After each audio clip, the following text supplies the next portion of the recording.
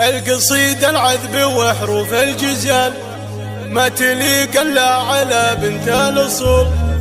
يوم اغني باسمها ذيك الغزال البيوت الكايفة فيها تطول، تستحق المدح ما فيها جدال، كاسبه كل الحلا عرض وطول، كاسبه كل الحلا عرض وطول.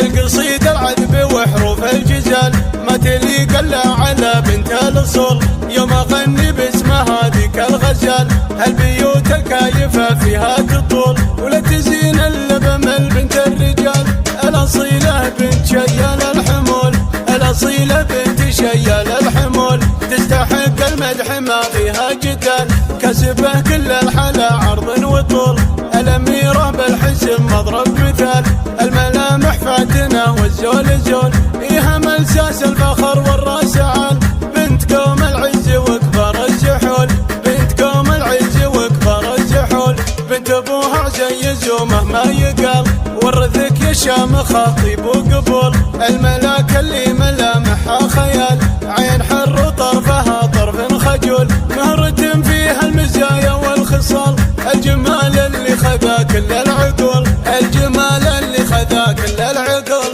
مثل نور البدر في عتم الليال، من لمحها يا عرب صبه ذهول، الذهب يزهى على ذاك الجمال، زادته ما زادها بنت الاصول، لمشت في مشيها عز ودلال، من دلعها تشبه الظبي الجفول، من دلعها تشبه الظبي الجفول، بالمزايا واصله حد الكمال، بالفعل ما تقبل انصاف الحلول، فرقه بين البني في كل حال، ومشي بين تصدر بالفعول. القصيدة العذب وحروف الجزال ما تليق الا على بنت الاصول، يوم اغني باسمها ذيك الغزال البيوت الكايفة فيها تطول، ولا تزين الا بمل بنت الرجال الاصيلة بنت شيال الحمول، الاصيلة بنت شيال الحمول، تستحق المدح ما فيها جدال، كسبه كل الحلا عرض وطول، الاميرة بالحسن مضرب مثال،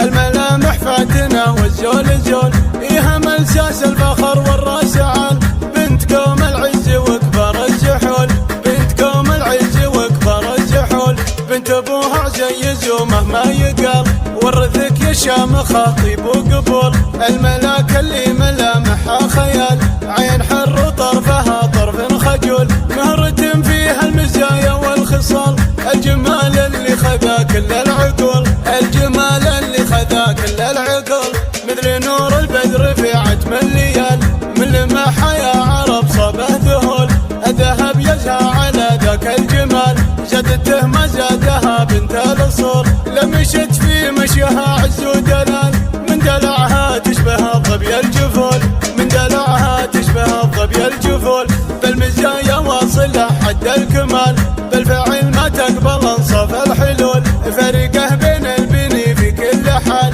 ومشي بين تصدر بالفعول.